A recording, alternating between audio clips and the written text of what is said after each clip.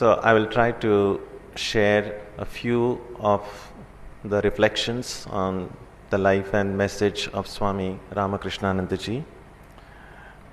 One of the first things that comes to mind is his name itself. As many of you are aware, when the disciples of Sri Ramakrishna took a formal sannyas sometime in early 1887 with the Virja Homa, the names for each of these new Swamis were selected by Swami Vivekananda himself. And a great prophet that he was, we see how the name that he chose for each one of them proved so appropriate, because the qualities that they manifested in their lives tallied exactly with the name that they were given. The name that Swamiji chose for Shashi Maharaj was Swami Ramakrishnananda. It is said that Swamiji wanted that name himself, but he, upon reflection, found that the fittest person to have that name was Shashi Maharaj. And we see that how appropriate that choice was, because Ramakrishnananda means one whose joy consists only in living for Ramakrishna. Sri Ramakrishna was like an expert gardener, and he chose these different flowers and made them into a great bouquet. So each of the disciples of Ramakrishna is that flower. And we know that a bouquet of flower, a bouquet has flowers of various kinds, and together they form such a beautiful picture. Exactly in the same way, every disciple of Sri Ramakrishna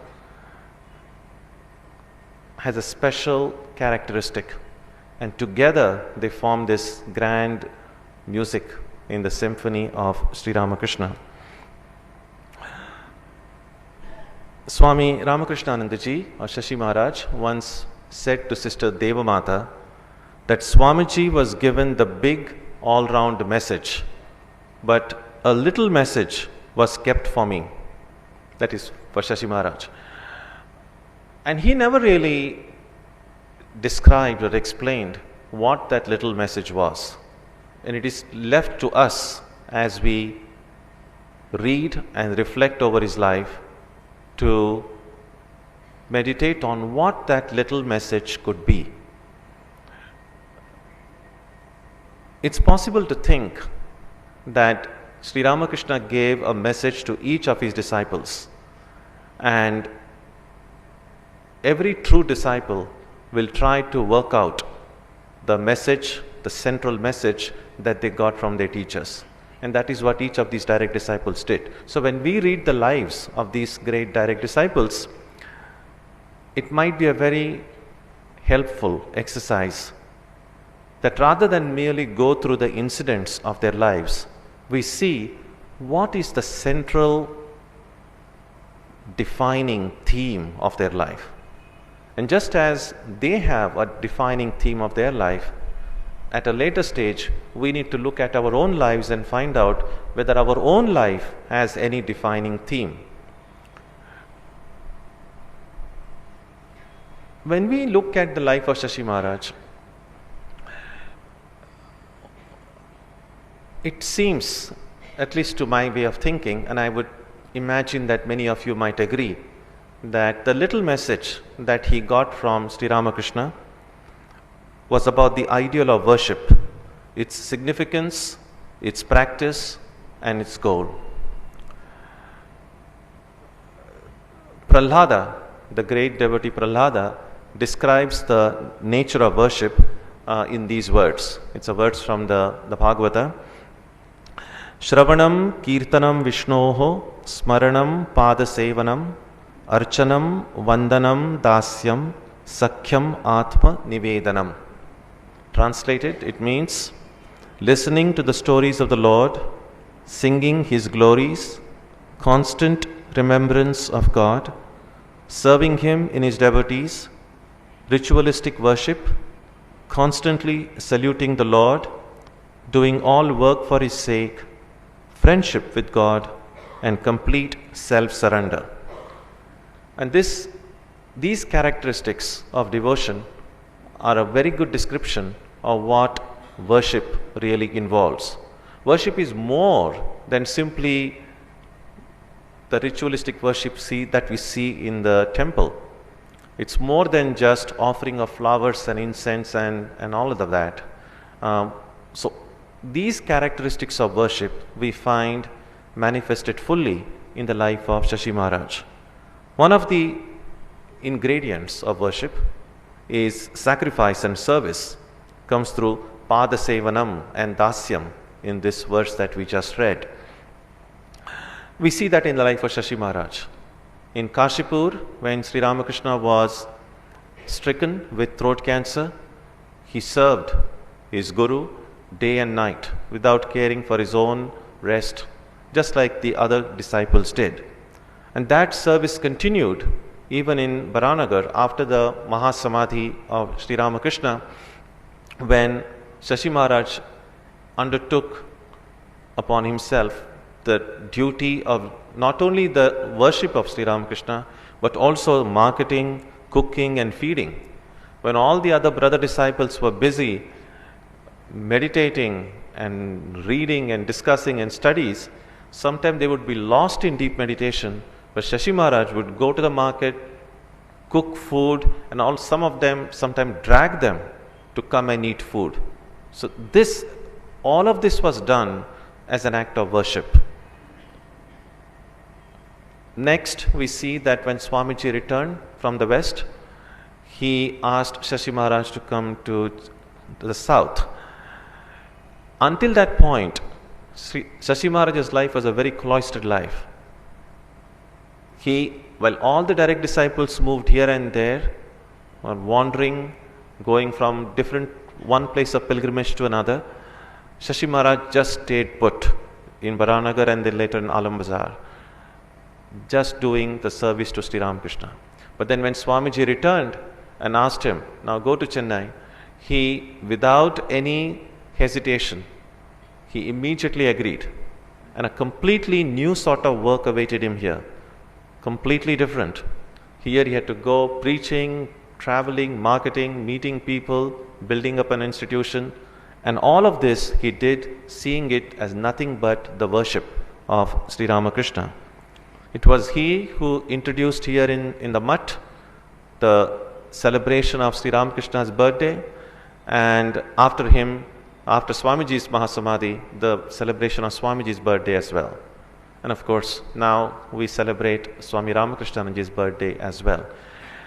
One of the important parts of that celebration was feeding of the poor.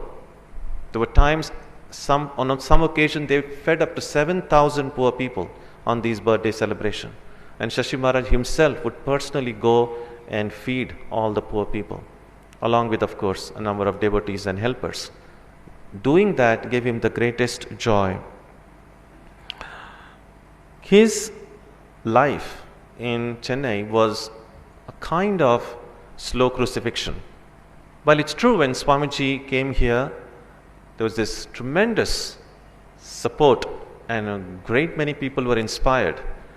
But as it often happens when a charismatic figure comes and you see this huge euphoria, it's not possible and not practicable also to maintain that kind of euphoria for a long time. And so after Swamiji went back to Calcutta, a lot of that initial enthusiasm cooled down.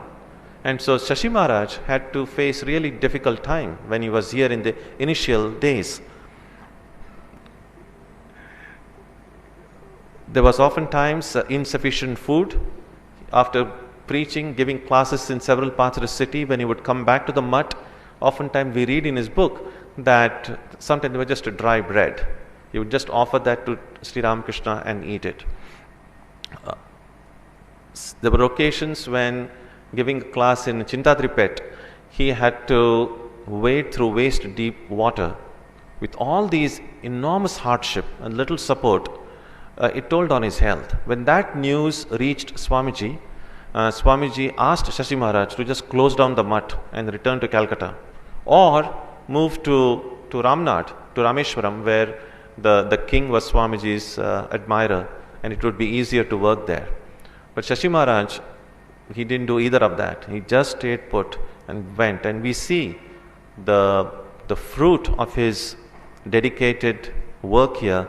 Today we have this very flourishing work of Sri Ramakrishna that is going on in the city and in all over Tamil Nadu and all over South India. At the basis, at the root of all of this enormous sacrifice, enormous hardship that Shashi Maharaj has undergone. So even as we today enjoy the glory and the fruits of all this wonderful work that is being done, we should remember that all these great things come through enormous sacrifice, enormous hardship, enormous tapasya. And Shashi Maharaj was the one who did it. His health, of course, was affected by this great work. And then when he went to Calcutta, he acquired, got this, what in those days they were called it consumption. I think it was tuberculosis. And it had no really good cure then. But all of this, Shashi Maharaj bore with no complaint. Another great aspect of worship is adoration, which means love of God combined with the reverence. And that would include, from the words that we quoted, Shravanam, Kirtanam, Vandanam, Smaranam. Shashi Maharaj was very punctual in the Arati, and just as we have the Arati now every evening in the temple, in those days, of course, the numbers were much smaller. Shashi Maharaj was not a singer, but yet those who have left reminiscences behind said that with great fervor he sang the evening Arati. Not just sang, there were occasions when, although he was, his picture is not here. Although he was quite a bulky figure, it seems that he also danced occasionally in front of Sri Ramakrishna, and it was a very graceful dance filled with love. Shashi Maharaj had a great esteem for the Gita. He always began the day with doing a little bit of Gita Parayana. He would often quote this verse of the Gita, not of the Gita, in praise of the Gita. Bhagavad Gita Kinchidadhita Ganga Jalalava Karnika Pita Sakrita Priyasya Murari Samarcha Tasya Yamav Kim Gurute Charcha. Which means, how can death frighten one who has read a little of the Bhagavad Gita, drunk a few drops of the Ganges water, and worshipped God at least once? Constant remembrance of God is another aspect of worship, and Shashi Maharaj did that. In the reminiscences about Shashi Maharaj we read, they said that as soon as he entered the temple or the shrine, until he began the actual worship, he would be constantly chanting Jai Guru, Jai Guru, Jai Guru. He had great love and reverence for the ancient acharyas. He was once invited in the city for a discussion on religious topics, and one of the organizers spoke slightingly about Sri Shankaracharya, and Shashi Maharaj immediately gets up in the middle of that public meeting and just says, I have no place where Shankara is not honored, and just leaves the place. That was the kind of highest regard he had for these ancient acharyas. Shashi Maharaj said, and I'm quoting him, he said, if we are caught in a labyrinth and someone comes and says, I can show you the way out, what do? Follow him. And the gratitude we feel is what we call worship and devotion. This person is the Guru, and we should follow him implicitly if we want to escape from the labyrinth. And we see that this is exactly what he did to Sri Ramakrishna. In Sri Ramakrishna, Shashi Maharaj found not only his Guru but also God. So worship of the Guru and service to the Lord got combined as he remembered and served Sri Ramakrishna. Yet another characteristic of worship is sacredness or archanam. Swami Ramakrishnananda, as we all know, was born in a orthodox Brahmin family, and he was an expert in ritualistic worship. In fact, the worship that we do in the temple every day in all of our centers, in all of our mutts, was actually designed by Shashi Maharaj. So it's his tradition, the tradition that he said, the puja that he designed, that is being followed all over in the Ramakrishna order. We also know that he was selected, Swamiji selected Shashi Maharaj for the Chennai work because, as he said, he was more orthodox than the most orthodox of the South. To Sharat Chandra Chakravarti, the Bengali novelist, he once asked Shashi Maharaj, why do you spend so much time doing ritualistic worship? And then Shashi Maharaj quoted to him a Bengali couplet, which means, O Divine Mother, worship and prayer are nothing but opportunities to call on you. We see there is sometimes a tendency to belittle ritualistic worship and emphasize more on philosophy or meditation and japa. In Shashi Maharaj's life we see, of course, something that was earlier seen in the life of his guru, Sri Ramakrishna himself, that ritualistic worship or puja done in a proper spirit, done in a way it should be done, can be tremendously life transformative. Done mechanically, of course, it may not produce much effect. But then, just as there are social rituals, there are religious rituals. Social rituals, such as if you see somebody and say, it's of course in the West, it's very common to say good morning, or in a form of gratitude. Of course, here also sometimes we just say thank you. Now that's a social ritual. Now when we say thank you to someone or nandri to someone, if we say that with a real feeling of gratitude, with genuine gratitude, if you say thank you, that thank you will sound different. That thank you will be truly effective. Or if we just say it just as a form of habit, then it really doesn't carry any value. Exactly in the same way, just as the social rituals will become meaningful if they come from the heart, in the same way, religious rituals also, puja also, can be very powerful when it comes from the heart. So the external actions, external things that we do in a puja are only a visible manifestation of what's going on inside. So as most people who have done puja know that most of what goes on during puja is really inside. It's not really visible. Because it's not visible, if we don't do it, no one would even know it. But then we will know. If we have been doing puja for a long time and no change has occurred within, means we are really not doing it well. Swami Vivekananda once said that if by worshipping images, by doing puja, we can produce it, the result can be someone like Ramakrishna Paramahamsa. I'm willing to worship 1,000 images. So what Shashi Maharaj showed was the value of ritualistic worship, how it need not be belittled, but what it can do, the power it can exert. And therefore, shrine was the central pivot around which all the activities of the mutt revolved. And that continues, that tradition continues in the mutt even up to this point today, and continues in all the mutts, and especially here in Mylapore, which is really where Shashi Maharaj's greatest energy was spent. And the book released that we had before the Arati. So here, everything that is printed is first offered in the shrine, and then only it's made available to others. Shashi Maharaj, it is said that every time he went out of the mutt and every time he came back, he would first go to the shrine and take permission and then go. So that has been the tradition all along here. We also know, of course, the well-known incident about how when the first building, when Shashi Maharaj moved from the Illam, the ice house, to here, to Mylapore, the small little building that was built, it was not built well. Very soon, within a few years, it had to be pulled down.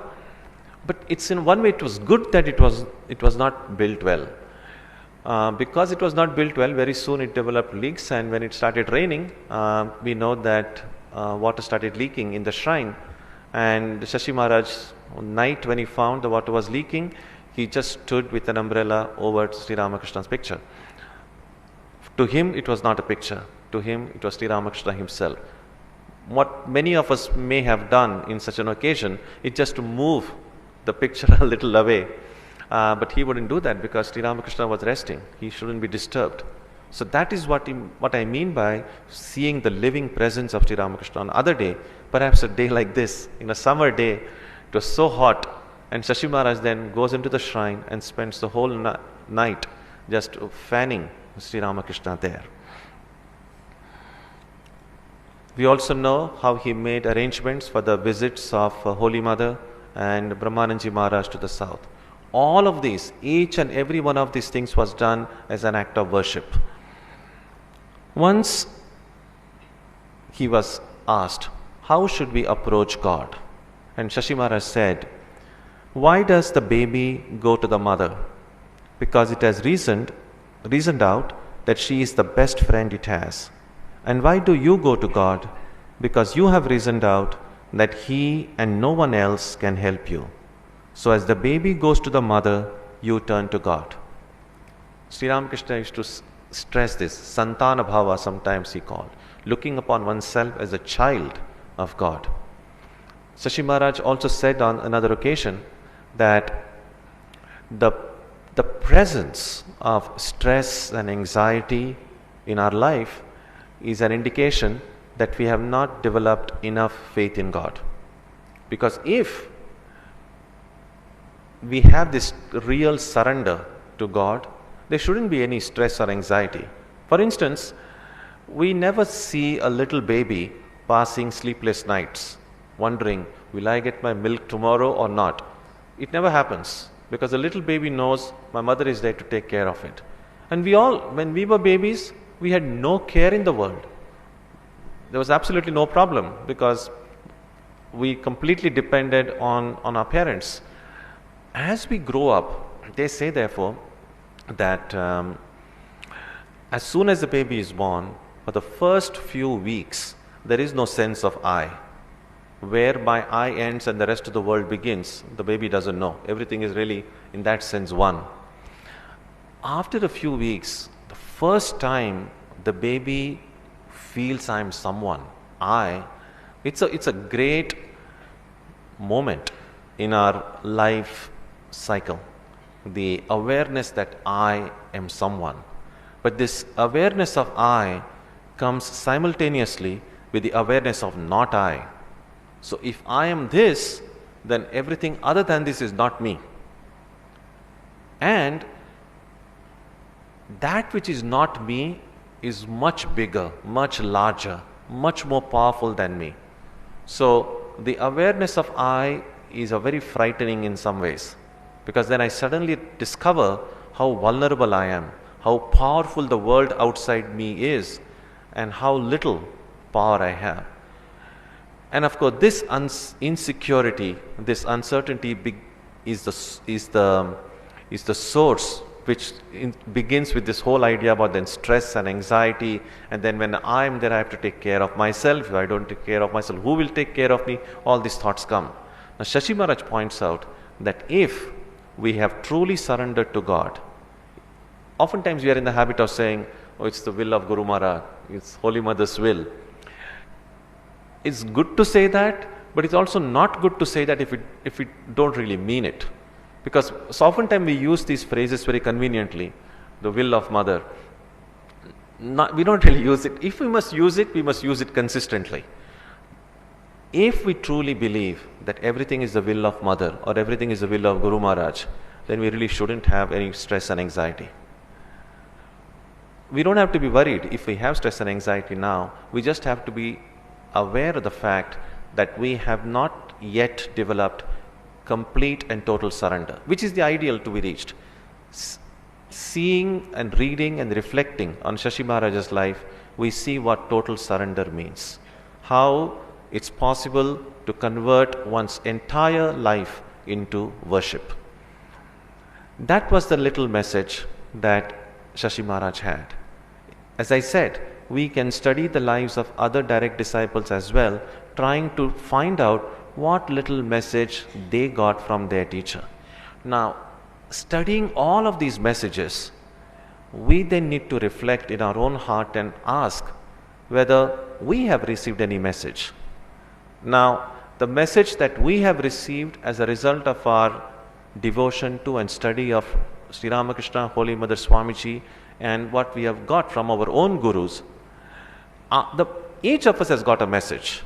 It must be maybe the tiniest of messages, but it is there. Once we discover what our own message is, what the purpose of our own life is, in which direction, on what track we want our life to go, then life becomes a very joyful experience. It then becomes much easier to take decisions. It becomes much easier to make choices. Once we know what is it that I need to be doing in life.